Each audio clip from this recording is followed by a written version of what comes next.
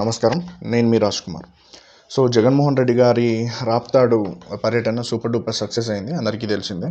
కాకపోతే ఈ ITDP batch, ఈ పచ్చ సైకోలు ఉంటారు కదా, మనోళ్ళు ఏం సర్క్యులేట్ చేస్తున్నారు అంటే డబ్బులు ఇచ్చి జనాన్ని రప్పించినారు అనుకుంటా ఉన్నారు.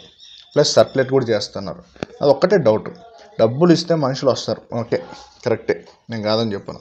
ఏంటి, డబ్బులు ఇస్తే వచ్చిన మనుషులు ముళ్ళ కంచెల్ని తొక్కుకుంటూ, పొలాల్లో పరిగెత్తుకుంటూ, ఏంటి కింద మీద పడి ఆ ఎండకి చెమట ఓడుస్తూ ఉంటారా? డబ్బులు ఇచ్చి వచ్చే మనుషులు ఎట్లుంటారో మాకు తెలుసులే, మేము చూసినాం.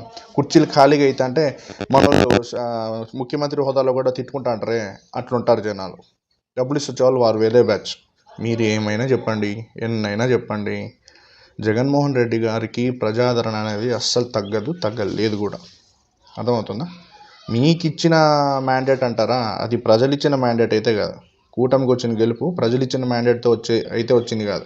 వెదర్ అబద్ధపు హామీలు ఇచ్చిన మ్యాండేట్ అన్నా అయి ఉండాలి, లేదా ఈవీఎం మ్యాండేట్ అన్నా అయి ఉండాలి, అంతే.